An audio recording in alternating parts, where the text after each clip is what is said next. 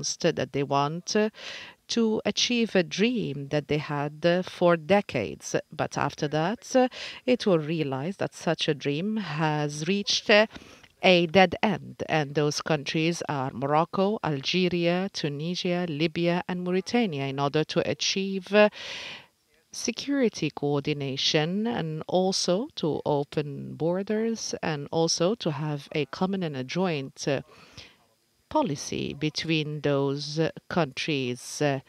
And we have had relative success of the Arab Spring in Tunisia after the Arab Spring, and we had the infighting in Libya and internal reform in Morocco. As for Algeria and Mauritania, we haven't seen a great deal of success or any change. Also, the CSOs have very much been commanded, and a number of CSOs have got a number of prizes due to the democratic life that has been established.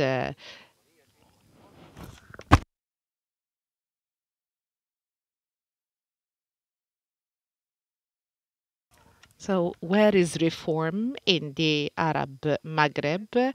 And was the Arab Spring successful in achieving its aims and objectives?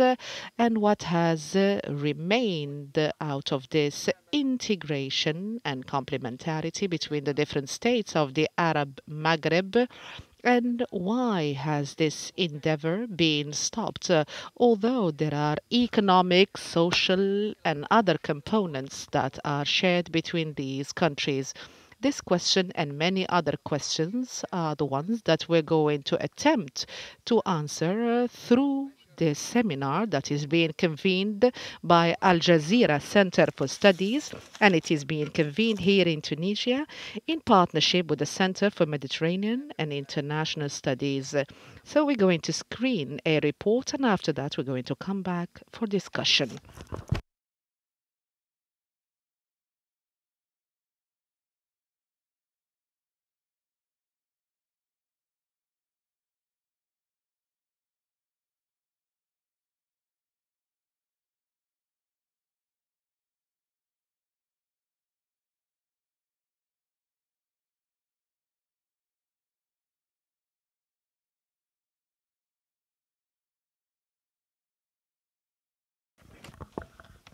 In February 2013, we have had the assassination of Shukri Belaid, and after that, a political crisis has erupted. In January 2014, the parliament ratified the constitution, and also Hizb al-Nida in Tunisia won the parliamentary elections. And Baji Qaid Sibsi had been elected president of the state. December 2015, the quartet received the Nobel Prize. In May 2016, and Nahda underlined its civil kind of trait and the differentiation between propagation and political work. July 2016, we have had 9 political parties that have agreed to form a government headed by Yusuf al-Shahid. May 2017, we have had the slogan of Manish Msamah, I'm not going to forgive. 2017, we had the vote for the private law, which is to do with reconciliation Libya. February 2011, we have had the Intifada against the Muammar al-Qaddafi rule from Bani Ghazi. March 2011, NATO imposes a no-fly zone. October 2011, the killing of Muammar al-Qaddafi. July 2012, the first democratic elections and the victory of the independents in the General Congress. September 2012, we have had the assassination of the American ambassador to Benghazi. 2014, Haftar started the Karama campaign. July 2014, another parliament to be established. July 2014, we have had Fajr Libya operation that had been launched against Al-Karama operation in August 2014. Fajr Libya, supported by a number of Islamic factions, controlled Trablus and parliament moved to Tobruk. In January 2015, Egypt shells ISIS in Derna. December 2015, the Sukhairat agreement was signed between the different Libyan factions under the sponsorship of the UN. December 2015, the Security Council votes for the recognition of the Wifaq government as the only legitimate government. December 2016, the retrieving of Sirte from ISIS. March 2017, members of Parliament of Tobruk, they do not accept the Skhirat Agreement. 2017, Haftar announces the control of Benghazi. January 2011, 5 days of protest against the very expensive life, unemployment. In February 2011, state of emergency that had been imposed since 1993. March 2014, the Barkat movement or Barakat movement, which means Kafa in Arabic, has been launched in November 2014. Bouteflika had a brain stroke and was taken to France for medical treatment. Mohammed Median had been removed from office as director of the intelligence services. He had been for a quarter of a century. January 2016, the parliament votes for a number of constitutional amendments, including the recognition of the Amazighi language. May 2017, the National Liberation Front and also the Tajammu al-Watani have won the majority of the votes. February 2019, the ruling coalition nominates Bouteflika as a nominee for the elections, one of the candidates for the elections. March 2011, M6 announces a number of constitutional reforms. June 2011, Mohammed Sadis or Mohammed VI announces Amazighi language as one of the official languages. November 2011, Justice and Development Party wins the election. January 2012, Abdel bin Kiran has been announced and declared as head of government. October 2016, the Justice and Development Party has had a landslide majority in parliament. October 2016, protests in the main cities of Morocco after Fikri had been killed. In March 27, Saad ad-Din al-Uthmani had been chosen an appointed by the King of Morocco as substitute for bin Kiran. Mauritania. January 2011, the start of protests against the political and economic situation in the state. And also there was in September and October 2011, after negotiations with the opposition, the government recognizes the minorities and also separating between the military and politics.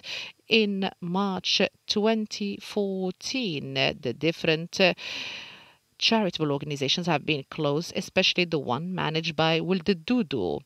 In June 2014, Mohammed Ould Abdelaziz had been re-elected as president.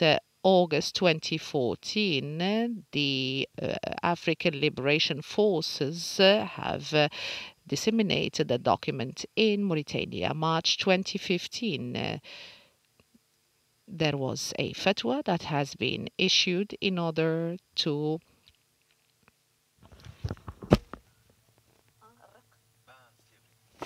there was a fatwa to ban slavery in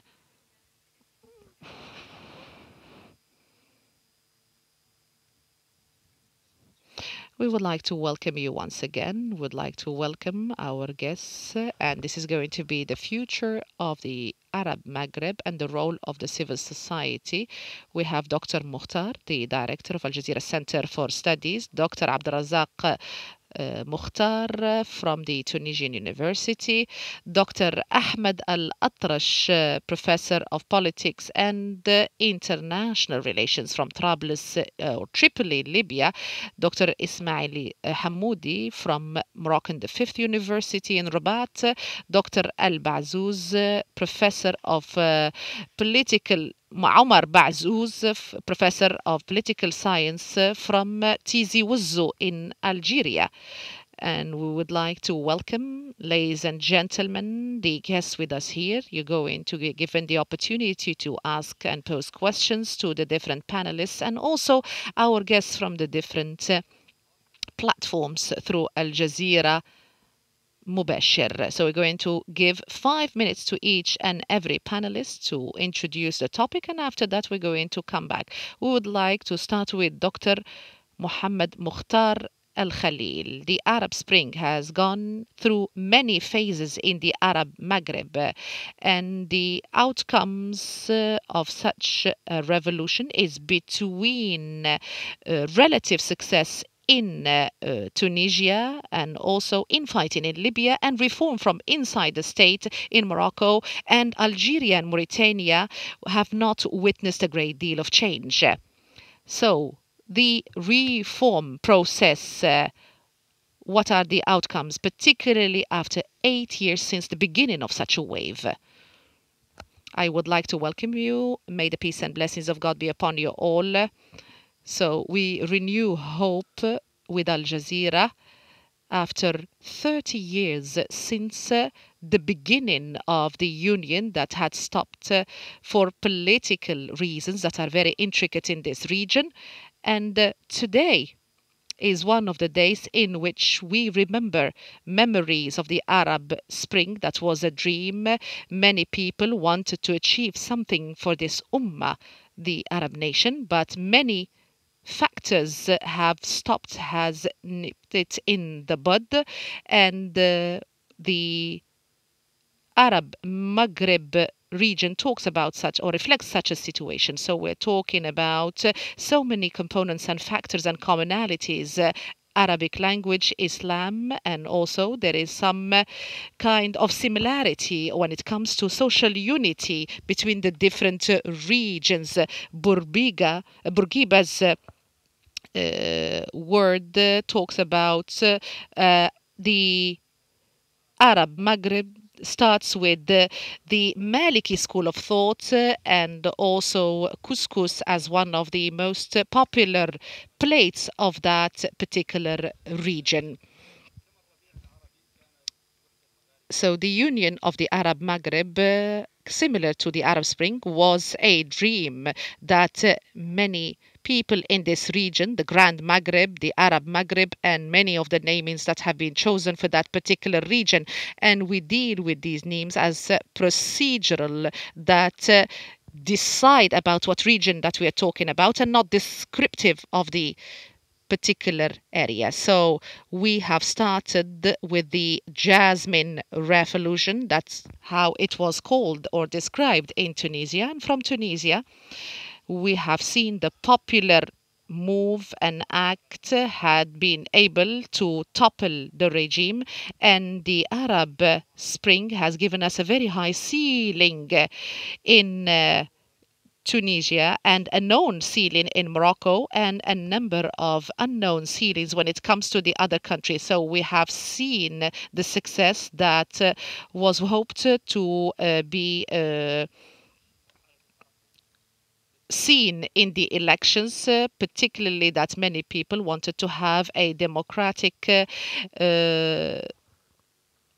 governments where we see the devolution of power. So Tunisia has achieved the dream of everybody to have the people decide through the ballot box, and Tunisians were able to deal with their differences through a consensual kind of democracy that would not exclude or marginalize people.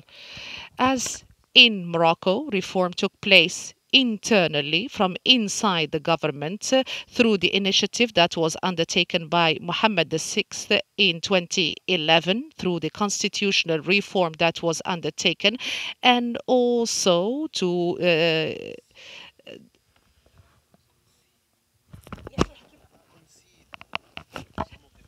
concede some of the powers to the government. And this has led to stop the movement in the street and to open new hope for the people. But Moroccans need to agree on a democratic interpretation that would put an end maybe to the control that divert the outcomes of the Arab Spring. So this model, although it is an exception, it needs to have some consensus, and we cannot have a democracy if the elites do not agree on such a democracy for it to be the only solution for the disagreements that are taking place.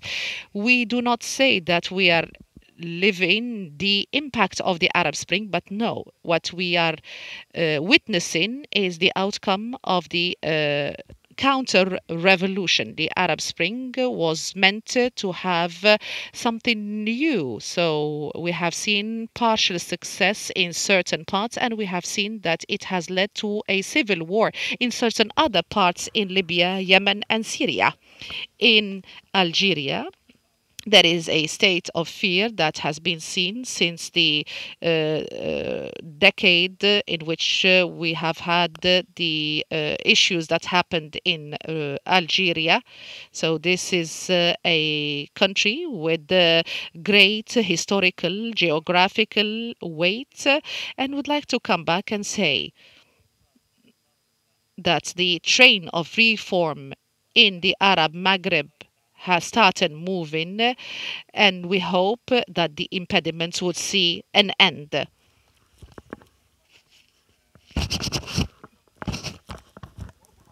Yes, the train might reach the final station, it might not.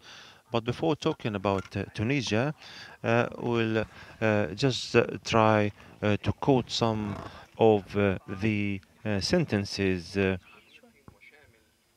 uttered by Ben Ali. And he said famously, I have understood you. I speak to you now because the situation entails a change, a deep change, a holistic change. And I have understood you. I have understood everyone, the unemployed, the needy, the politician, those who want more freedom. I have understood you. I have understood everyone. But the events that are unfolding today are not intrinsic to our Tunisia, and change is not the habit of the Tunisian. The Tunisians who are tolerant, the violent is not reflective in our conduct, and this ought to be stopped.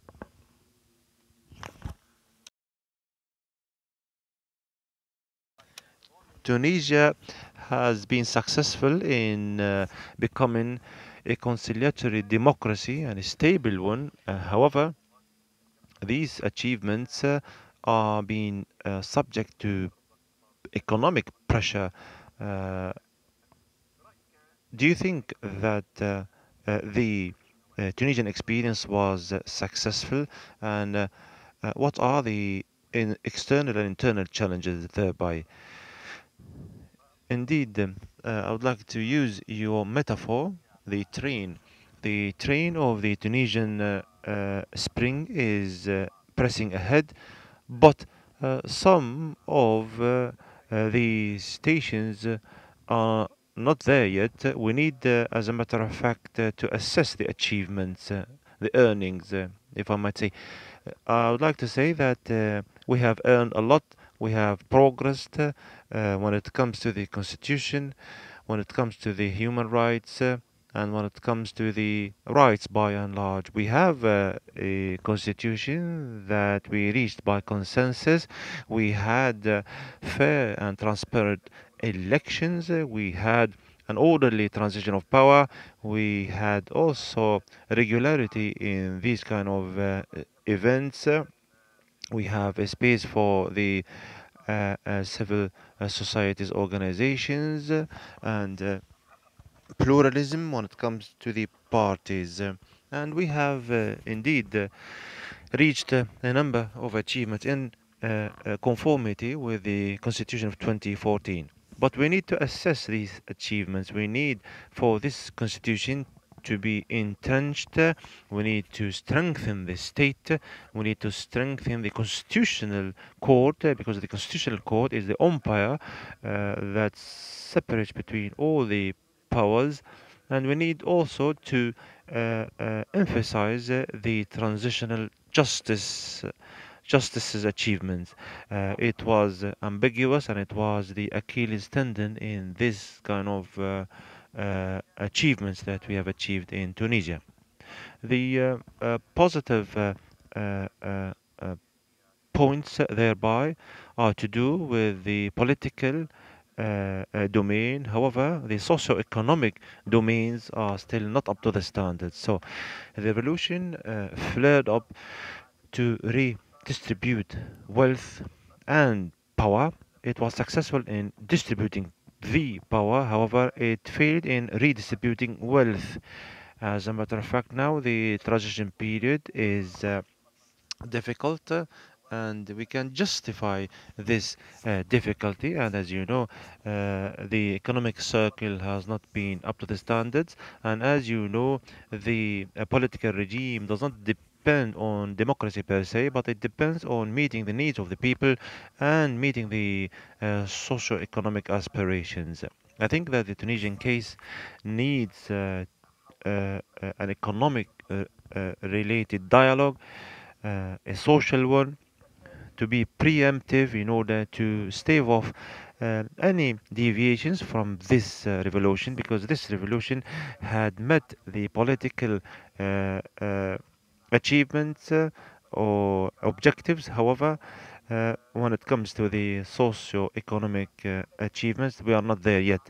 The regional development, unemployment, development, and so on and so forth are still standstill, and we need to assess such sectors through dialogue.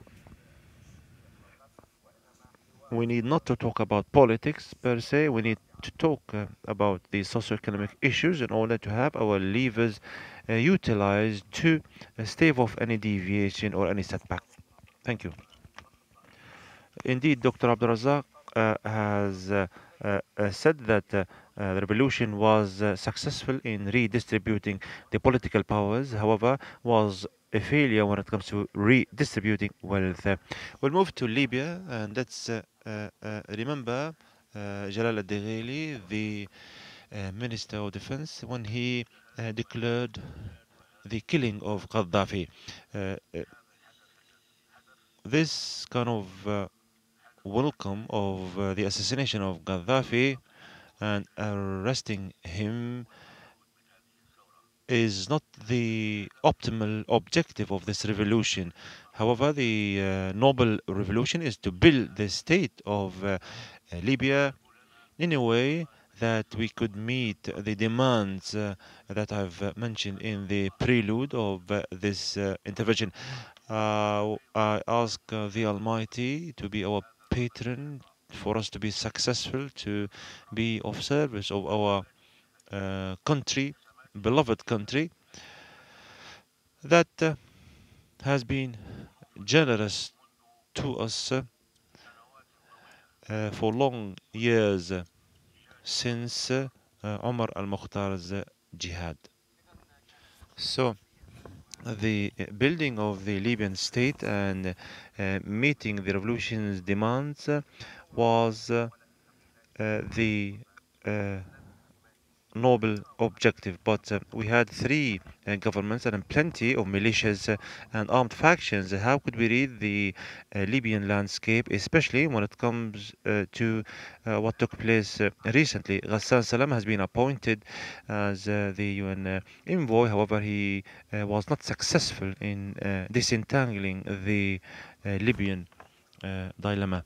I would like to thank you indeed. This is the eighth anniversary of the Libyan revolution. I would like to congratulate the Libyans for this anniversary. And as a matter of fact, the Libyan revolution is still premature. We need more interaction, more patience, especially when we had suffered decades of the non-existence of the state. Here, I would like to talk about an anecdote. A Tunisian met a Libyan and said to him, "Do you, do you, or how do you expect for Ben Ali to say that he's understood you?" As a matter of fact, yes, the Libyan said, "That's fine. Ben Ali said to you, I've understood you, but our leader said, who are you? Rather than I've understood you." So this is emblematic of the difficulties of what goes on in Libya. And when we go back to the history, I think we need to be patient because here we're talking about the non-existence of the state. There are no civil societies, organizations, and there is a vacuum. 40 years, 4 decades of obfuscation, and 40 years of the non-existence of this state. Now, as a matter of fact, we have to knock on different doors. In the past, we depended on rentier economy. We had no freedoms whatsoever. So, I personally do not call for assessing the Libyan experience as a failure. No, we are still facing a change, and there are plenty of setbacks, albeit we need to be patient, as I said, and I can justify what took place in Libya. And I think that the Libyans are adamant on building the state, on rectifying the deviances, and to move ahead for a prosperous future with the help of our neighbors, as well as our genuine friends, not those who call themselves our friends or claim to be.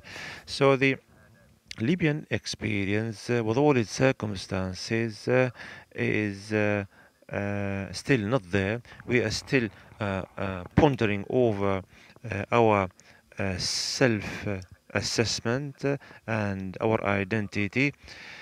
As far as the United Nations solutions are concerned, we see that there is a gap between the way the United Nations thinks and having a genuine settlement in Libya.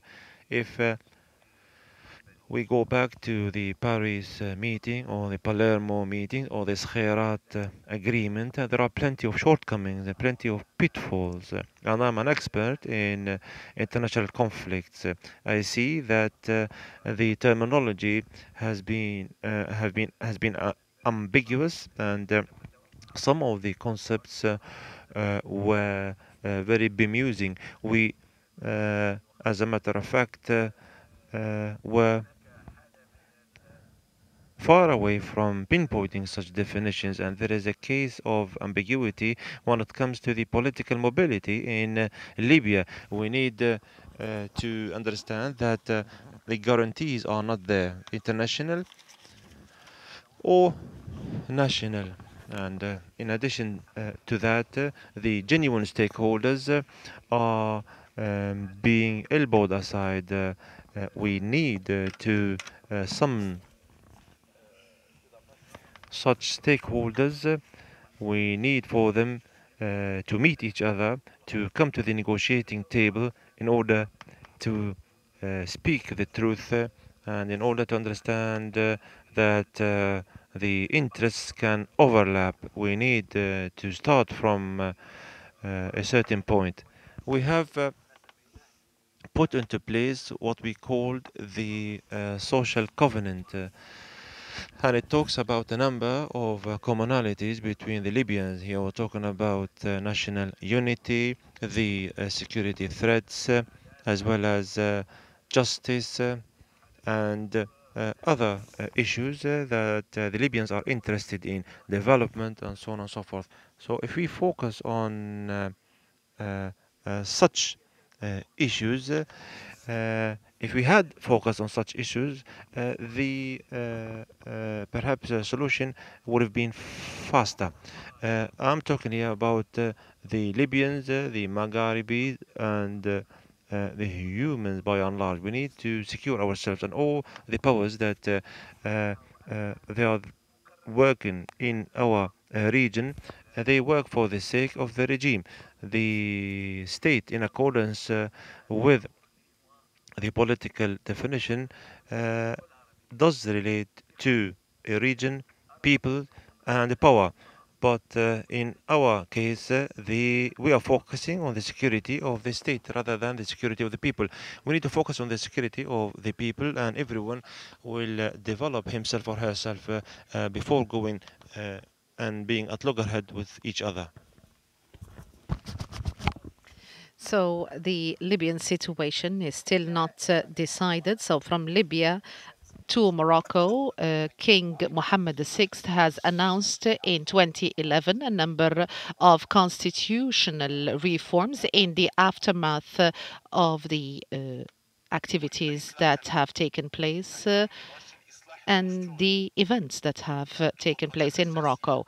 So the King of Morocco is saying this is a most important kind of step for democratic model in order to reinforce political, economic, and developmental, social, and cultural development, and at the same time preserving the institutions for them to undertake the role that should be made, and also preserving good governance and also good citizenship.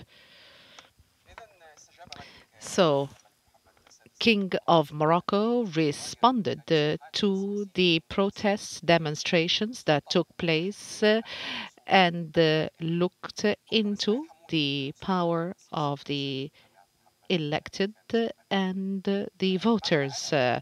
So the Arab Spring and what has happened as a result of that in many countries, don't you think that the least losses have been in Morocco with the positive gains? Yes, the situation in Morocco is better than the neighboring countries and in the Middle East.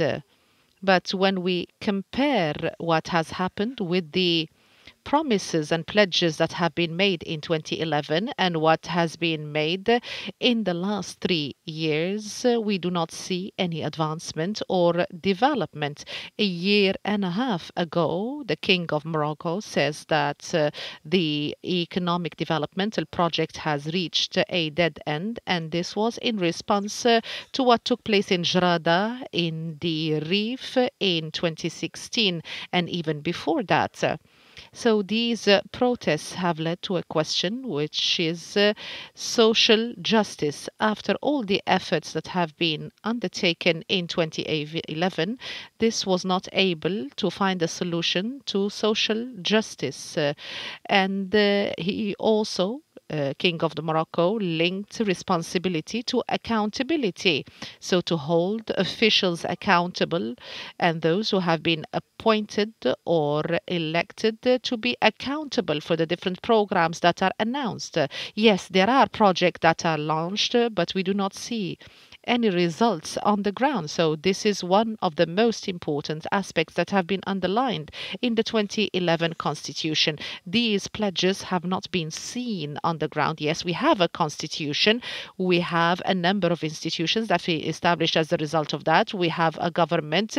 We have elections that take place on time, but the impact on the citizen in Morocco is very limited indeed. And this is testimony to the increase in protests that are taking place place, and also the protests that have been undertaken by the different human rights institutions in 2018, because since the 2011 constitution, for the first time, the human rights institutions and organizations have carried out comprehensive marches, taking into account that the 2011 constitution included the rights and liberties, a chapter dedicated to that, in keeping with the human rights charter. Yes, we have a constitution, institutions, and laws, but the impact on social justice and linking responsibility to accountability, this has not been activated and remained very limited. And this is what explains why we have been in the same place and we have not moved a lot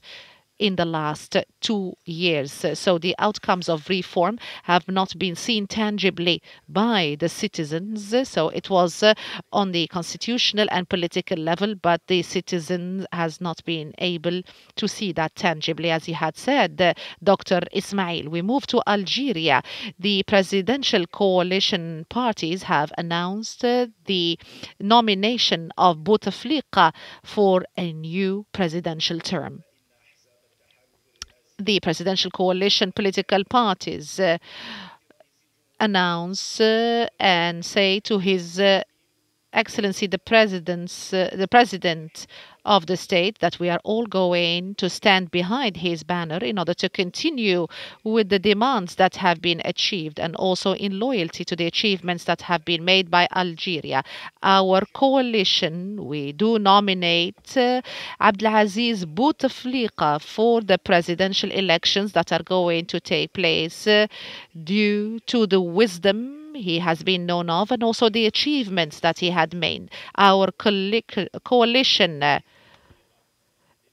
appoints Bouteflika for the coming presidential elections due to the wisdom of his choices and also the achievements that had been made under his wise leadership, and also to continue with his ambitious reform and developmental projects. So Algeria was able to preserve its stability after this wave of the Arab Spring.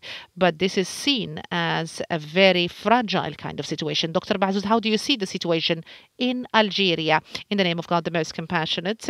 First of all, I would like to refer to 2 points. The first point, I would like to commend the convening of this discussion session, this seminar, which coincides with the establishment of the Arab Maghreb Union. So this group image or picture of professors from different countries of the Arab Maghreb reminds me of the picture that was taken in 1987 of the leaders of the Arab Maghreb, and after that in 89 in Marrakesh, when the Arab Maghreb Union had been established as a result of the Marrakesh Agreement. So we are celebrating this kind of incident, and we would have hoped that the outcome was positive.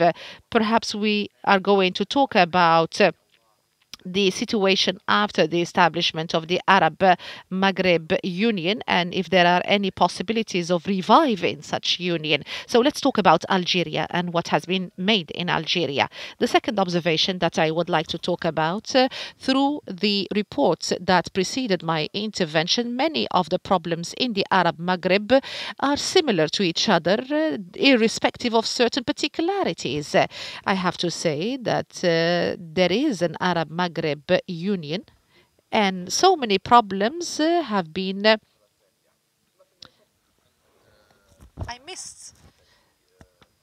dealt with. As for the reforms in Algeria, in the light of the Arab Spring, we can say that Algeria has undertaken a number of reforms.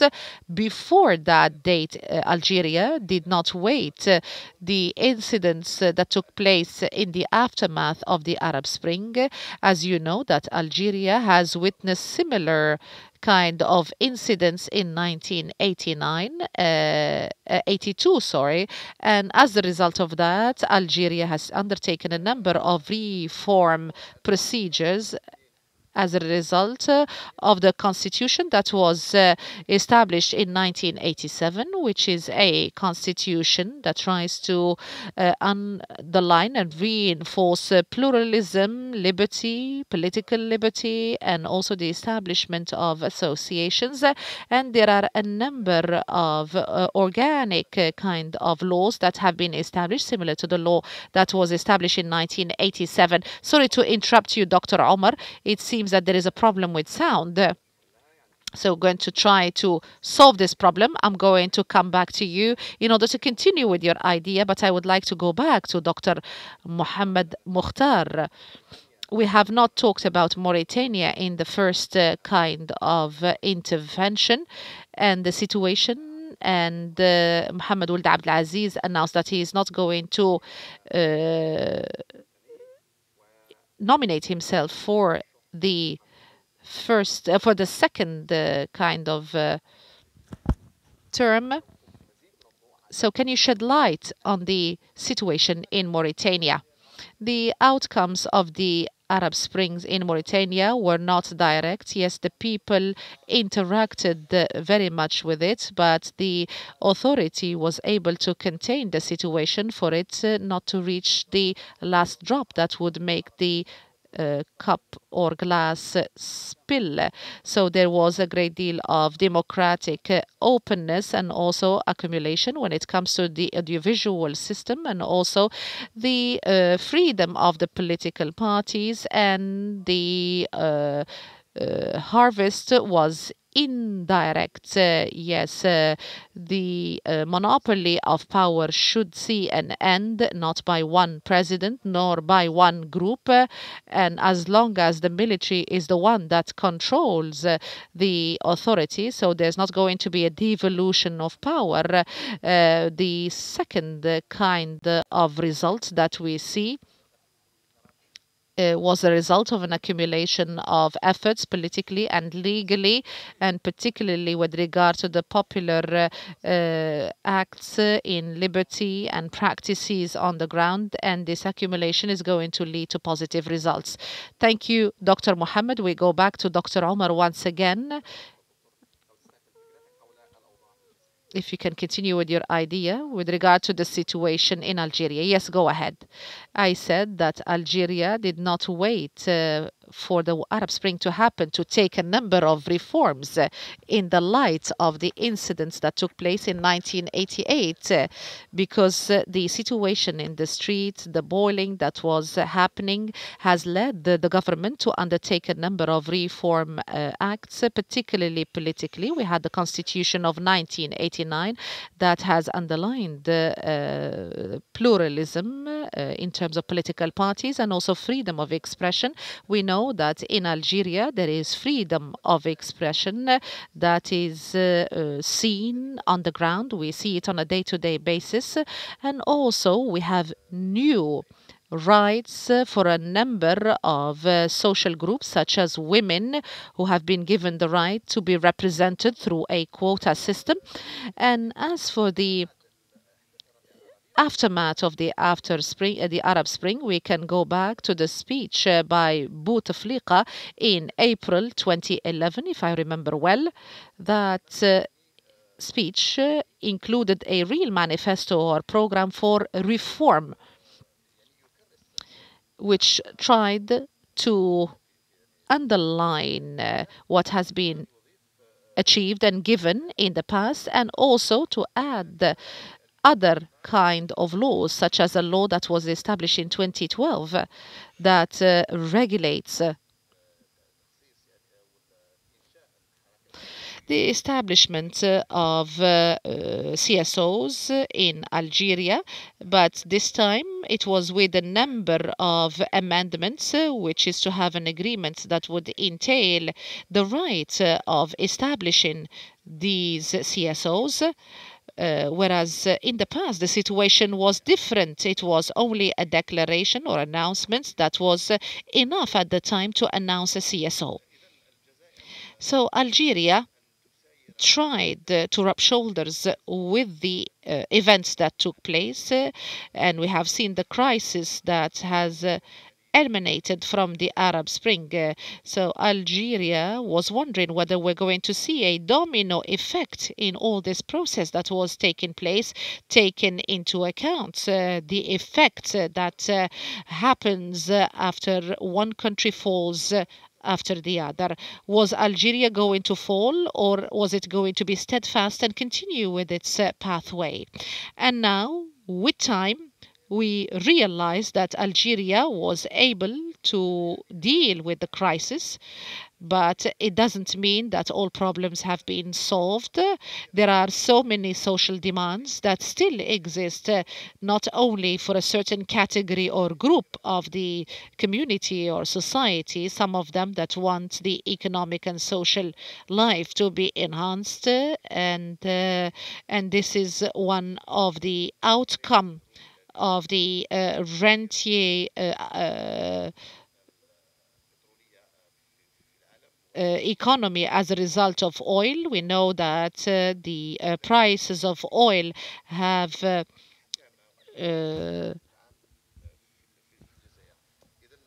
decreased, and this had an impact on governments and so many other issues. Yes, Algeria tried to contain the crisis, but we do not know at this particular time because there are also some problems that are very difficult indeed, particularly in the light of the economic crisis that still continues. So there is some concern with regard to the future.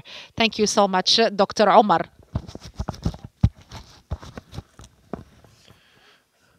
We'll move to the second part of our discussion.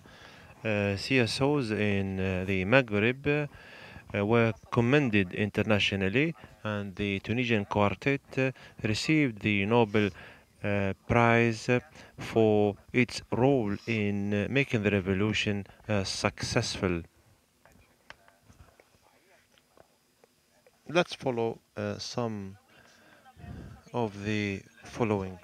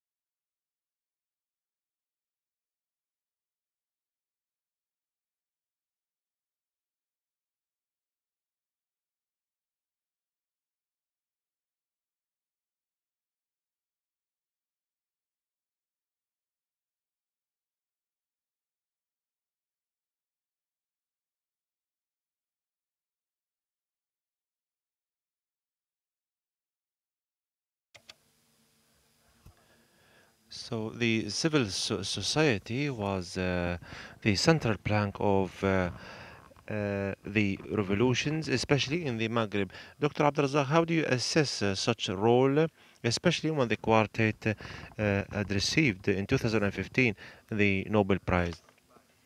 When the quartet, the sponsor for Dialogue in Tunisia, when it received the Nobel Peace Prize, it was a watershed moment indeed. But before that, the quartet played a major role, especially post the assassination of Shukri Bilaid in February 2013. We had, in an orderly fashion, transited this period, and we had reached the elections peacefully. This was indeed a watershed moment, albeit the assassination of Shukri Bilaid was very ominous and threatened the democratic path and raised plenty of questions regarding the political space and the social movement, and it tarnished the collective dream of the revolution itself. So the quartet intervened at the right moment in order to institutionalize the state. And as a matter of fact, as you know, the transitory period is always threatening, especially on the part of the civil society. In Tunisia, the civil society has been deep rooted, and it was a sanctuary for the parties and the protesters and those who wanted to vent their outrage. The revolution was described as the revolution of citizenship. Indeed, it was the revolution of the citizens, and we had social kind of slogans rather than political ones. And the civil society played a major role, and it played a major role after the revolution. What we are facing with today is the following question: do we think that the civil society is a rosy kind of entity, or would it be possible for the civil society to be assessed as well? So perhaps the governance of the civil society, the governance ought to be revisited, especially when it comes to the politicizing issues, the eroding issues, as well as the other diseases that might befall it. So the governance of the civil society ought to be there. Perhaps we can add to this the challenges that Mohammed Mukhtar Al Khalil will be talking about. I would like just to allocate just 3 minutes for each of the gentlemen in order to throw the floor open later for questions and answers. Despite the fact that there were achievements on the part of the civil society organizations in the Maghreb, however, these organizations do face plenty of challenges. How do you deal with such challenges in the Maghreb?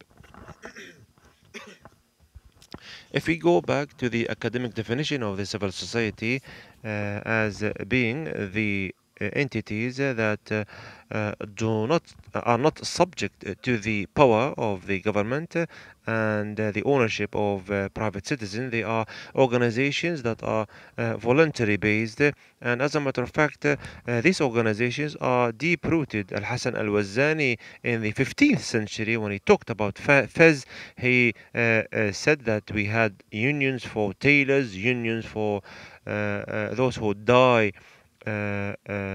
the leather and so on and so forth. So as a matter of fact, the Tangier conference in 1850s, when we when it had an impact and called for unity. When it comes to the Arab Spring is not a party-related revolution. It was to do with the community-based mobility, the citizens' mobility that was supported by the civil organizations. As a matter of fact, the civil society is a democratic society and ought to be as such. So the transition of power and the internal governance thereby had pushed the citizens to call for dignity and call for change. However, this society is brimful of problems. The question is, does the government play its role in governing the civil society organization? Does it provide a space for such organizations? Does it fund such organizations? And does it provide democratic related conditions, and when it comes to non-profit organization, does it fund such organizations? The civil societies as well, when it comes to its relationship with the external powers, they play a major role in watering down despotism. Despotic regimes do oppose civil societies, and they accuse those who work in such domain as being traitors. In Ibn Khaldun Center in Egypt, for example, it was tarnished because of the interference of the Egyptian government. However, the civil society organizations in the Maghreb were healthy. But now I agree with the doctor, we need to assess the CSOs in order to get to a solution. We have touched upon the future, Dr. Ahmad Al Atrash. What about the CSO's role in formulating or drafting the future of the Maghreb uh, countries? When it comes to Libya, the experience has been short-lived. As you know, CSOs in Libya are still nascent, and they do not affect the politics in Libya or in the region. However, as far as the Maghreb is concerned, I do think that it is high time for us to exert efforts in this domain, in the domain of the CSOs, so that the decision makers can take informed decisions. And we need not to politicize the Maghreb related cooperation issues and to focus on the feasible or the possible in order to have a community based integration, if I might say, rather than official governmental cooperation or integration. In Latin America, the CSOs play a major role in Europe and in Asia as well, and they have started to launch such cooperation in a number of domains. I think that the Maghreb Street has the will to be united. I'm talking here, for example, about communication, liaison, and coordination between the peoples of the Maghreb to reduce inflation, for example, as well as sorting out different issues. What I mean here is unofficial democracy that needs to be entrenched in the Maghreb. When it comes to the panel of Maghreb experts, we had into place a number of studies. We had encountered some obstacles, and this had led to the inactivity of the cooperation. There is the Lockerbie case, there is the Western Sahara or the Western Desert case, as well as other kind of problems. But they have dissipated, but still the cooperation is not there. So I think that if we are complacent, if we don't exert efforts, then these problems will be eternal. We need to overcome this period and to launch perhaps a Maghreb cooperation in the unofficial democratic channels. Because the governments, with all due respect, they don't want for this Maghreb Union to reach us anywhere. You have started with the union, and Dr. Ismail, we need to focus on this watershed moment. This day is the 30th anniversary of the Union in 1989, on 17th of February. The Union was declared to coordinate a unified policy in plenty of sectors. What has left in this experience? What has left is the structure and the five flags uh, uh, have been erected in that building. But when it comes to the achievements are not there on in reality. And I think the reason being that the regimes that govern us do not for one day believe in this union. When the idea was floated at the end of the 50s, the elite adopted such idea. In 1956, the Independence Party in Morocco, the parties in Algeria, and other parties met in Tangier, and they had floated this idea, and this dream was there on the part of the CSOs and the parties. But later on, after the independence of some of the countries, and Algeria was not independent at the time, it resurfaced in at the end of the 80s, at the end of the Cold War in 1989, on the political background in order to sort out the problems of on the borders or between Tunisia and Algeria and Morocco, as well as the problem of the West Desert. When there was a showdown between the certain regimes, this idea was put under the carpet. So I think that CSOs ought to perhaps counter this argument. If the regimes politicize this union, the elite ought to do the opposite. In accordance with my personal experience and my communication with the elite, the Moroccan elite in the past had plenty of cooperation with the other elite in the Maghreb countries and in the 60s and 70s and the 80s. Now there is a counter trend. There is a nationalistic kind of cocooning, if I might say, and all the elite do exert certain efforts within the borders of their own countries, and this is anti or counters the dream that we have dreamt of in at the beginning of the independence era.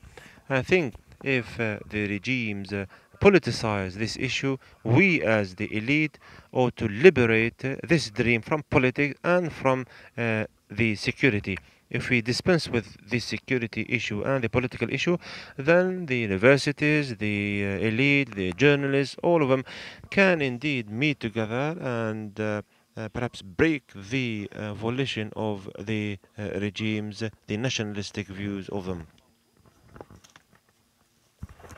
So this happens irrespective of these economic and social components. Why has the train of the Arab Maghreb stopped? Why did it halt despite the regional experiences that we have seen? I think for us to answer this question, we have to go back to the dates when it was established and the historical circumstances of this kind of union. And the question to be posed were the leaders expressing or reflecting a real kind of will of having a kind of a regional union. There are challenges, regional challenges, particularly when it comes of what the economic movement that became the EU afterwards, and this had negative impacts on agricultural goods that are exported from Morocco and Tunisia to Europe. So this had led to a number of other challenges that emanated perhaps from the will to unify the ranks that would lead to come in to counter these challenges and for it to be able to see light as a result of the Marrakesh agreement. Was this a kind of reinforcement of this union?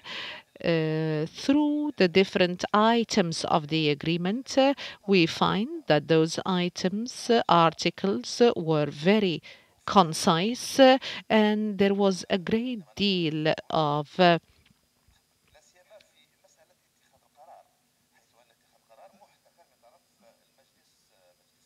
of issues that have been underlined on those items. So when we give or make everything linked to the council that has never been established since 1984, we see how this block is inoperative. So I think is a logical outcome of the concepts or conceptualization that was there. That is why the Marrakesh Agreement needs to be revisited if we would like to reactivate the institutions of the Arab Maghreb. Dr. Ahmed Atrash wanted to comment. I wanted to add something very important when we say and talk about the politicization of this problematic when it comes to Arab Maghreb cooperation. That means that this cooperation might take place through the different peoples of the region. The Tunisian government, and it should be thanked for that, decided to treat the Maghrebian football player as a local player, and this has given the opportunity to many Libyans who did not have the opportunity to become stars in Libya and to play in Tunisia. And this is very positive indeed, and Tunisia should be thanked for that. Thank you very much. And now we'd like to open the floor to the guests, but before that, we'd like to give the floor to Dr. Abdel Rafiq Abdel Salam, who former Minister of Foreign Affairs of Tunisia. The floor is yours.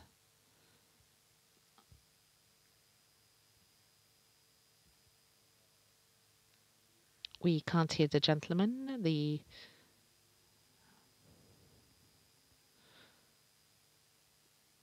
microphone, it seems, is not on.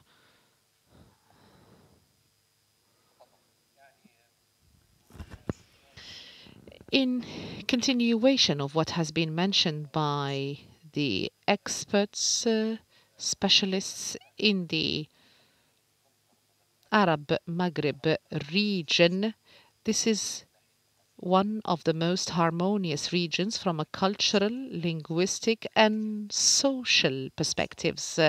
But it seems that they are diving against the current. So the economic exchanges is no more than 5%. So the aspirations of the first generation were hoping to have a much more expanded kind of cooperation. As for the pathway in the aftermath of the Arab Spring, I would like to underline a point that is very important. Revolutions are not one point in history. They are a pathway that is very intricate indeed. And Tunisia is one small example for that. And the region in general, I can say that it is witnessing a great deal of transformation, irrespective of the regressions, the return of the military rule, and also authoritarianism, tyranny, in order to guarantee security.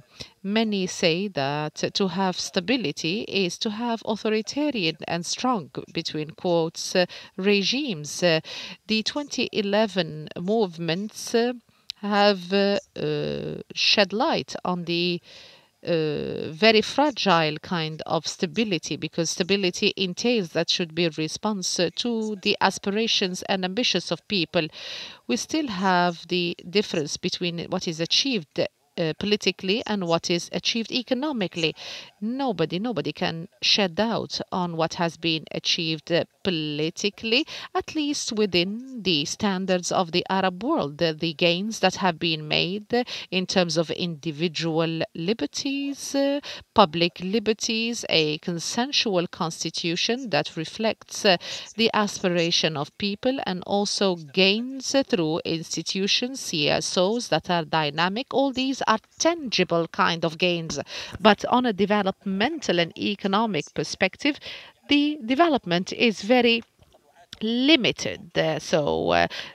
Sometimes communities they aspire to a utopia. So there is a gap between what people aspire to and what is achieved on the ground. Our youth, when they surf on the internet, they do not see any justification for the pivotal differences between young men in Italy and France and Tunisia. These aspirations, particularly when we talk about university university graduates, the situation on the ground is different altogether. This has led to friction and tension from a social and political perspectives. We still have this gap up to now between what has been achieved politically and economically. This is the negative aspect, but the positive aspect is that the political groups and representatives of the CSOs, they understand very well that the current priority and the future priority is economic and developmental, for us to be able to disseminate the gains of the revolution, for us to be able to disseminate these achievements. I do not agree when we say that this revolution is only social and economic. Yes, the social aspect is there, but with time, when the revolution has moved from the countryside into the large cities, has taken different aspirations and slogans that are political. We should not just revolutions through one narrative, maybe taking into account the Chinese or the French or the American revolutions. The pathway is different and diverse. Thank you so much. Thank you very much, Dr. Rafiq Abdessalam, the former Foreign Minister of Tunisia. Would like to give the floor now to the guests. Please introduce yourself, your affiliation, and to whom you want to pose the question. Mr. Salah, go ahead. Afwan, go ahead. May the peace of God be upon you. Omar Sheikh from Mauritania.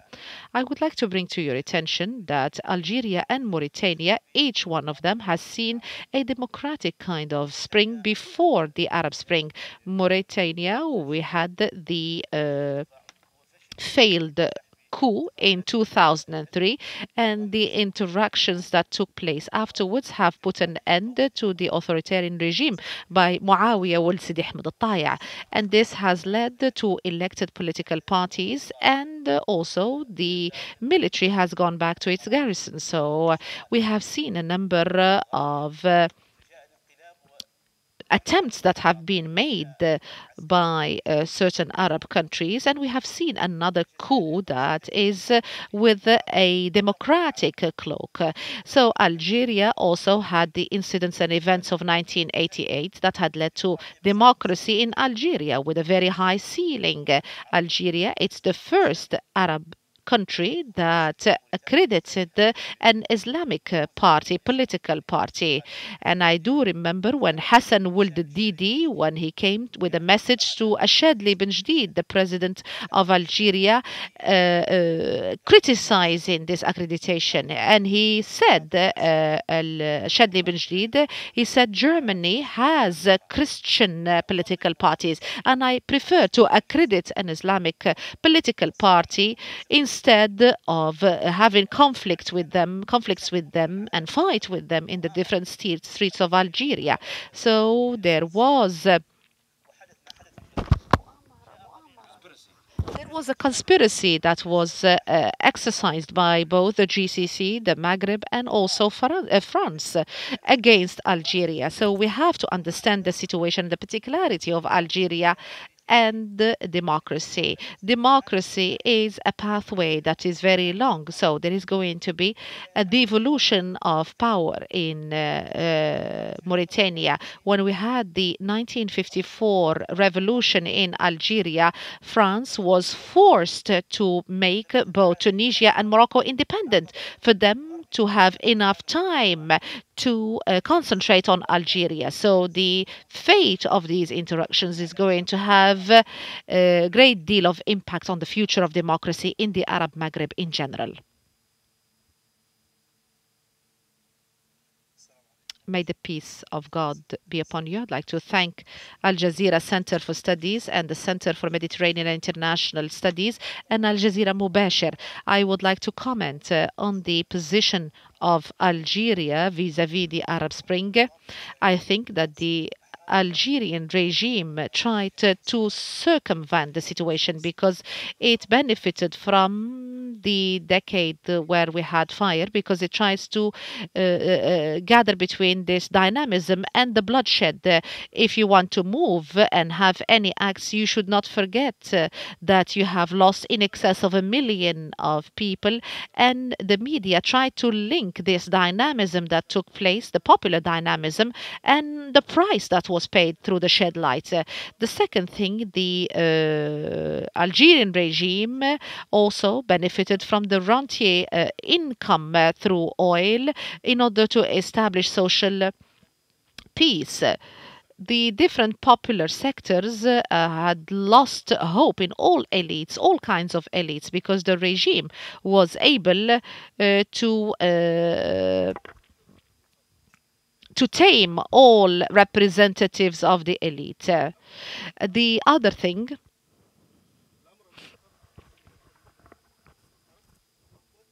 I would like here to underline that the popular representatives or component had lost trust. If you want to have a dynamism, you have to have an opposition to that dynamism, also to market the Arab Spring as a conspiracy. So the Qada wal Qadar was translated as Turkey and Qatar.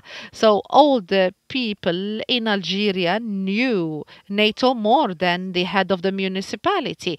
At that particular era, there was a consensus, because when we talk about the authority in Algeria, it has its own wings. Has there been reforms? Economically speaking, we see a regression. So from $200 billion, now the reserves, monetary reserve, is $90 billion, which is regression even further. Algeria that spent $50 billion, and this was a statistic that was issued 2 days ago. 500,000 of Algerians, even the president of the state, gets treatment outside Algeria. And also we have $1,800 billion. We have a number of issues to do with the infrastructures and so on and so forth. Look at the Davos index. We will see the ranking of Algeria on all these indexes. Also, freedom of the press. Algeria is in the 136th position, and we have the closing of a number of media outlets. Also, the crisis of Al Khabar newspaper. The trade union of Al Khabar issued a statement saying that the authority, and this is the trade unions that said that, they try to reinstate Al Khabar and try to barter with them through the different incomes that come from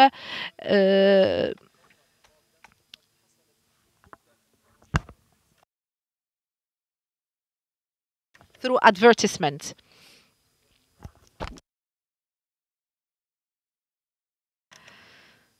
Mr. Hawas Taqiya, go ahead, sir. I would like to thank the different speakers. My question to them: the Arab Maghreb and the interventions were on the political perspective. But I would like to talk about the CSOs. We as academics, what has been achieved in the Arab Maghreb? Have we seen the formation of cultural networks? How many magazines, Arab Maghreb magazines, between experts, think tanks that have been established?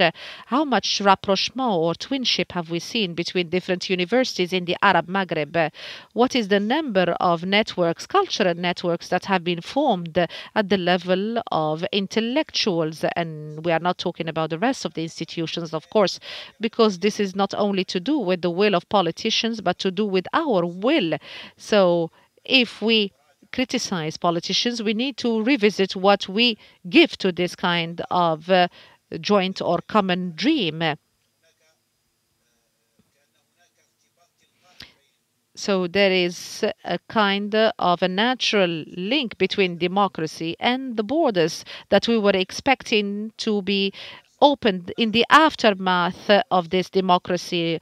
Remove the borders and rub shoulders with each other and have a common market. In Europe, there are democracies, but nations are still there. And what I noticed is that there are a number of sensitive matters in the Arab Maghreb. The CSOs, they do defend the authorities. They do that. So is it really democracy is going to lead to the formation of this Arab Maghreb dream?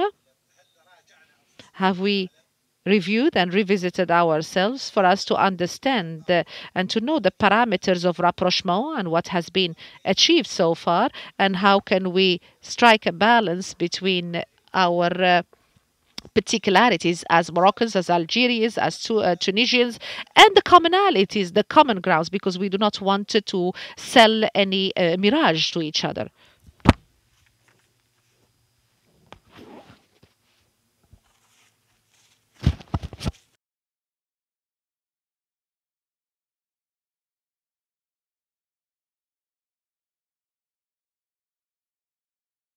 In the name of God, the most gracious, the most merciful, the Maghreb Union was the dream of the peoples when the peoples were.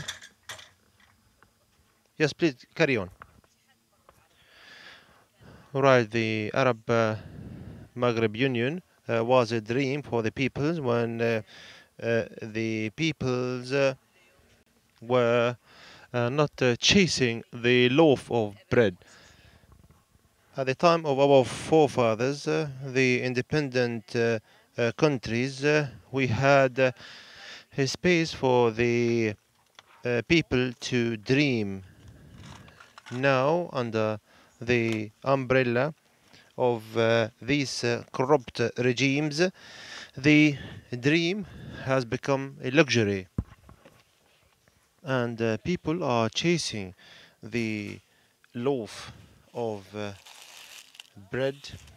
They are chasing receiving health care. They are chasing a formula for education because in Mauritania the education is a flop, as well as in plenty of other countries in the Maghreb. The education is bad. So reactivating this dream is a must, and as a matter of fact, to strengthen its structure is very important in order to dispense with despotism and corruption. So we are people who are subject to corrupt regimes, and they kind of the cutting off our dreams. So I think that the elite ought to struggle against such regimes, and to struggle for the sake of a genuine democracy, as well as to cleave to self-governance in order for their dreams to be compatible with their reality.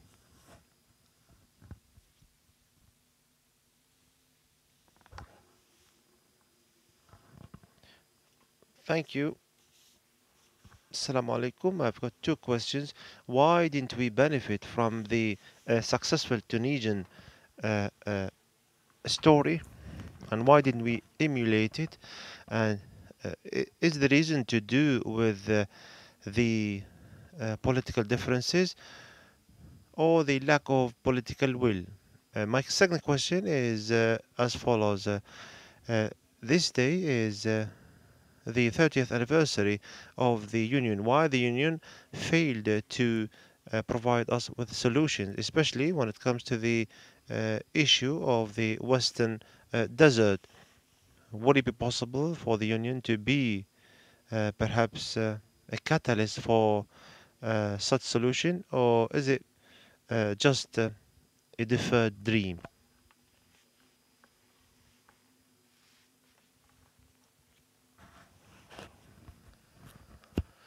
Thank you. In the name of God, the most gracious, the most merciful, I would like to thank the organizers of this symposium. As the gentleman said, we have we are on the right track in Tunisia, especially when we had a relative security related stability. I say relative because we can't say that we have a political relative stability without looking around us, without looking at the problems that surround us. My question is, do you think that this stability will be emphasized when we have a stability in Algeria, Libya, and in the other Maghreb countries? And what about the socioeconomic element? The socioeconomic elements are very forcefully uh, uh, floated in our country. So, any comment in this on this, especially when it comes to boosting this socioeconomic infrastructure through perhaps investment and tourism and other kind of ways.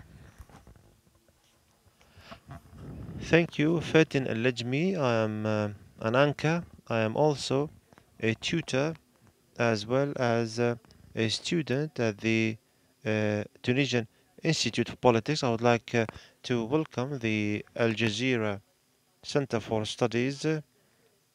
I would like also to ask about such transformations. Our institute and other institutes and think tanks are neutral when it comes to assess what went on.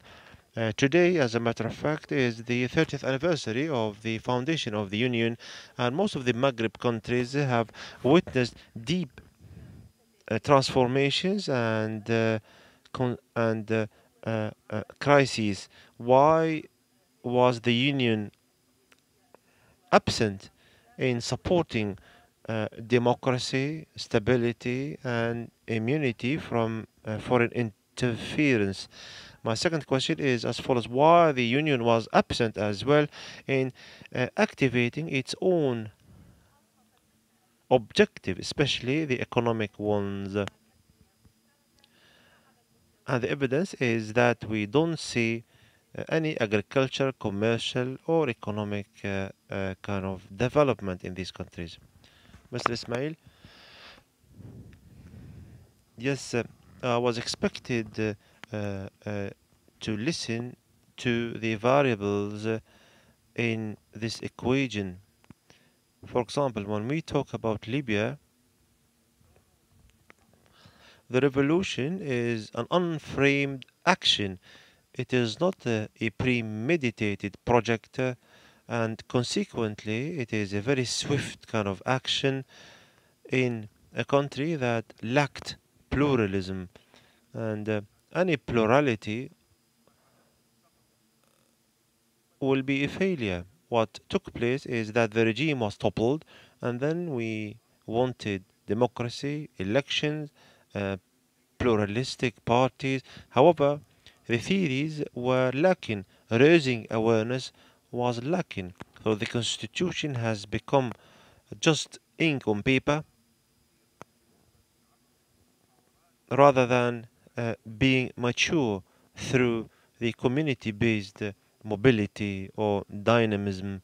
So then we had witnessed political divisions. At one stage, we had three governments and three legislatures, and the media perhaps ought to shoulder the responsibility when it covers what took place. Sometimes the media does not provide us with a space in order for us to perhaps brainstorm and what took place in Algeria or in Tunisia was a mature kind of moment in order for us to reach a change. When we talk about the French Revolution, as a matter of fact, those previous revolutionaries were killed at the outset of the revolution, and it took 95 years for the revolution to be complete. So I think that think tanks and the elite, the universities, and the media ought to take this into consideration. Otherwise, this will be an inadvertent kind of provocation. When we talk about counter revolution, we need to talk about these kind of terms from a mature kind of or through a mature lens. Libya was not capable of democracy, not because democracy is not fit, but because the community was lacking the awareness. Thank you.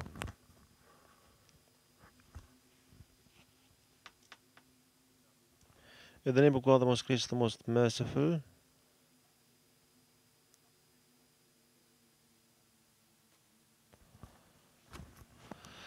I would like to thank you all.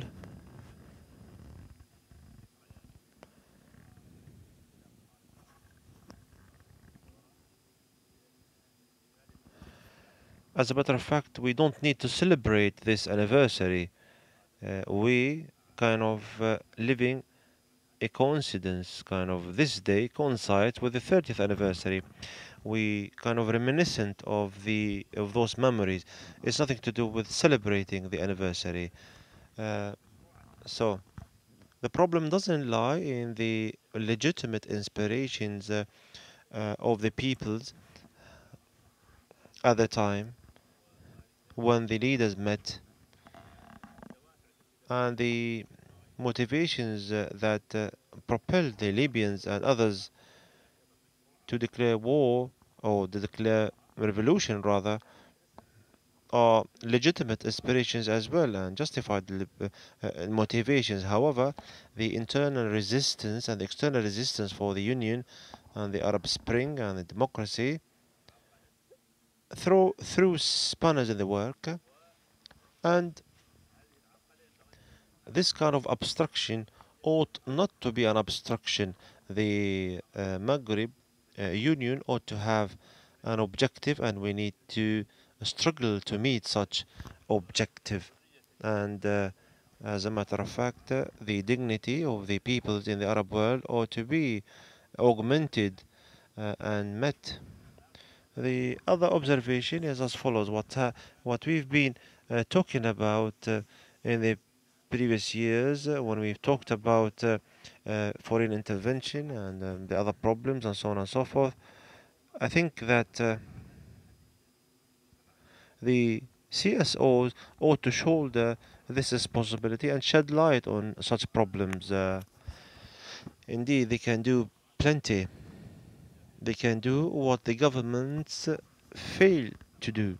But the CSOs ought to be independent and they need to have plans in place and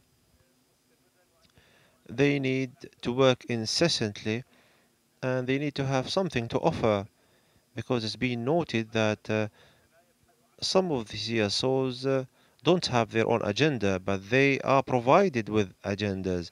So the CSOs ought to be self-sufficient, and if they are self-sufficient, then their work will be fruitful. But if the CSOs just look for agendas, or if they are subservient to the power, or subservient to the parties, or subservient to the intelligence, then the CSOs will resemble a problem in this regard. Uh, Succinctly, please, the last intervention. Yes, please. Go ahead. In the name of God, the most gracious, the most merciful, I would like to thank you. Perhaps I would start with an anecdote that we've read from Muhammad Wuzali's diary. He said at the time of the Gaddafi's mobility and the integration, the potential integration with Tunisia, he talked with Bourguiba and he was blaming uh, Bourguiba for being obsessed with education. So he said to him, be aware, if you teach all these people, then they will rebel against you. So Bourguiba said, I prefer for educated people to rebel against me rather than being the subject of a revolution for those who are illiterate.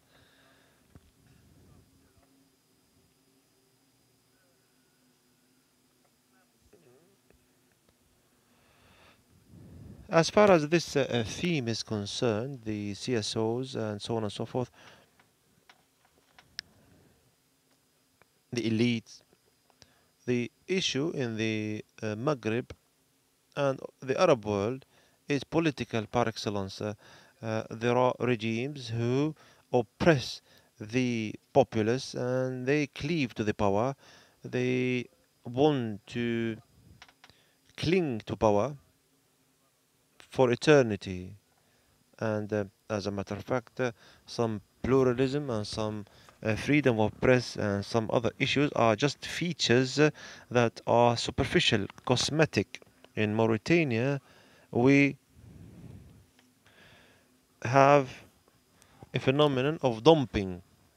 If you want to have a CSO, then we'll be having dozens of them to stand against you. If you have a newspaper, we'll be having scores of newspapers in order to face your newspaper. So the main issue here is to do as well with our history. Our history doesn't help us in what we do. Our forefathers sing the praises of our history of repression, despotism, control, and we just elbow aside cooperation.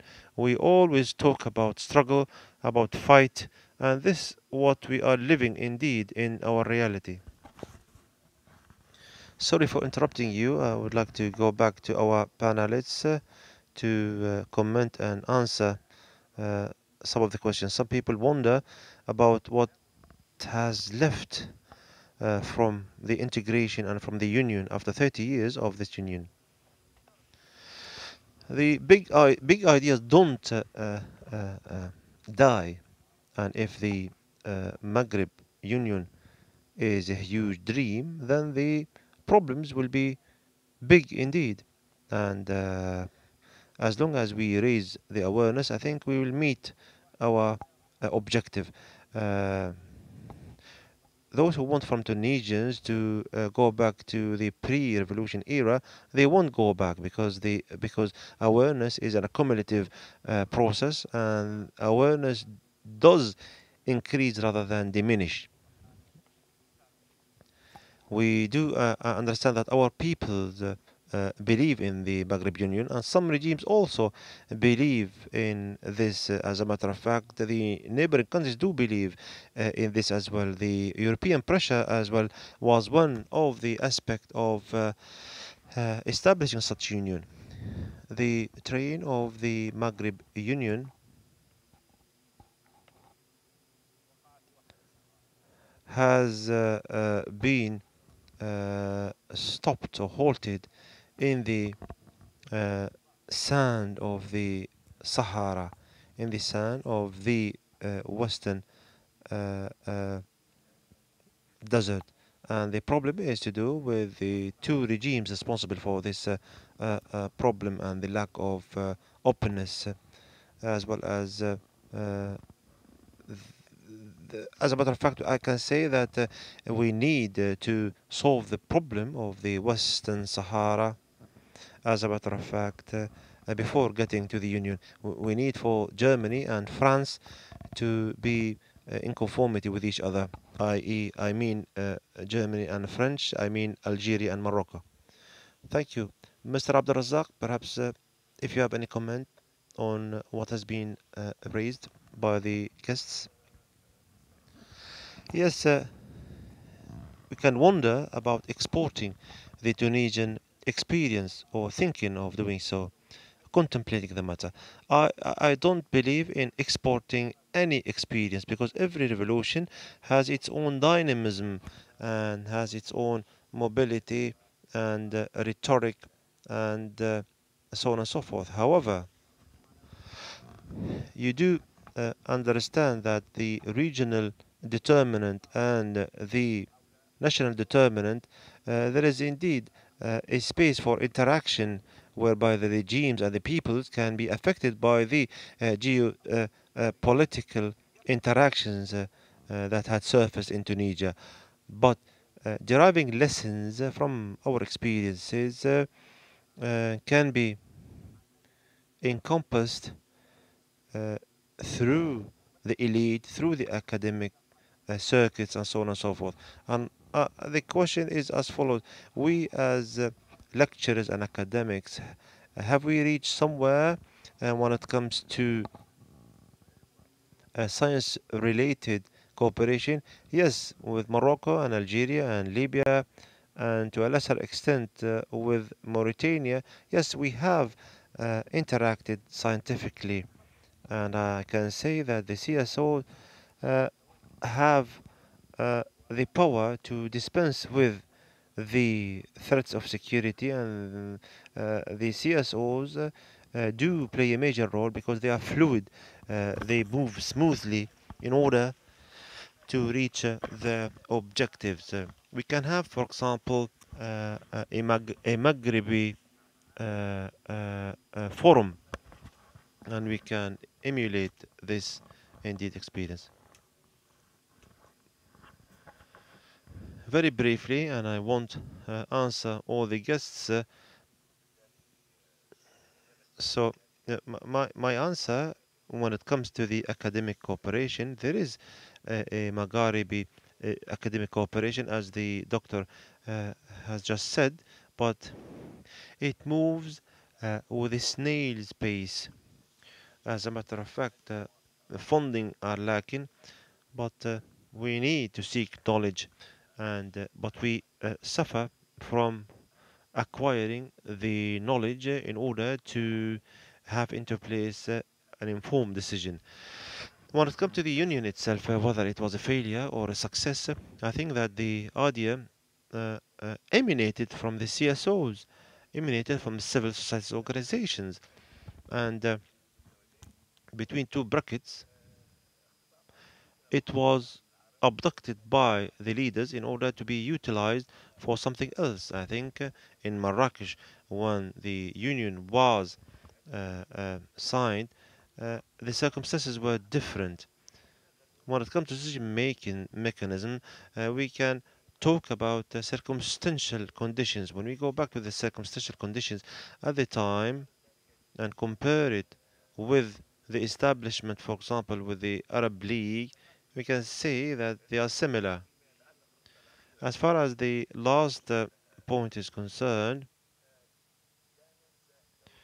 we ought not to forget the community forces, the social forces, and in Libya, a number of crises and a number of efforts are being exerted to mend the fences in Libya locally. And the problem that took place last month, it was accommodated by the community itself.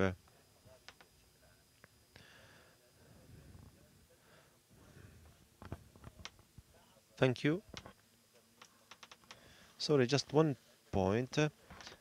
I think that the governments, the totalitarian governments, are or do fear the people, especially after the Arab Spring, and that's why we need to explore this opportunity and to pressurize the governments to take decisions in the favor of the people. Dr. Ismail? Yes, when I said that the new elite uh, has been cocooning itself nationally, is this is just a description. I don't say that this is a negative description.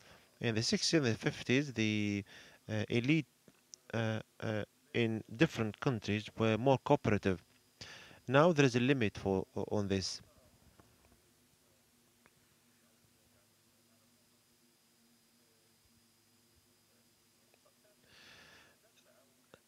There is a cooperation indeed, and there is a communication. Or there is, for example, a union for the Magharibi lecturers who work in the university. There's also another union in Paris, a union for the human rights activists, and there's also a union for students' placements and so on and so forth. Um, when it comes to Morocco and Tunisia, Morocco and Mauritania, between Morocco and Algeria, student placement is very weak. So there is coordination. communications are there and frameworks are there for the CSOs, but the work is limited in comparison with the political horizon. If the political horizon is closed, then dynamism thereby will be also limited, as if the agenda and the program is conditioned with the political status and the political environment. Up to this moment, as a journalist, I don't liaise with other journalists. There is no one unified newspaper that has been circulated in all the five countries. As a matter of fact, all the websites do have their own clientele from their own country. So this relates to the political environment that pushes the new generation to be cocooned on themselves rather than being with an open Maghrebi kind of mind.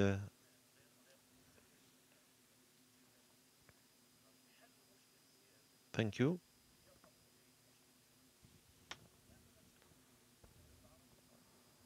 When it comes to the borders, the maritime borders and the not between Algeria and Morocco, between all the countries ought to be settled. This problem is still there.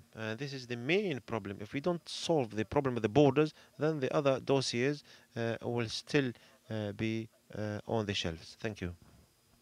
Thank you, Dr. Omar. I do think that the Maghreb Union entails a number of workshops on the political level. We need to have to build democracy that is genuine. Democracy is a prerequisite for redistributing powers,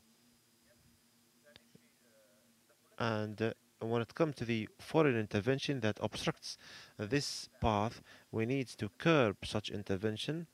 We haven't touched upon them at length. There's also the problem of the Western uh, desert. Let the United Nations solve this problem.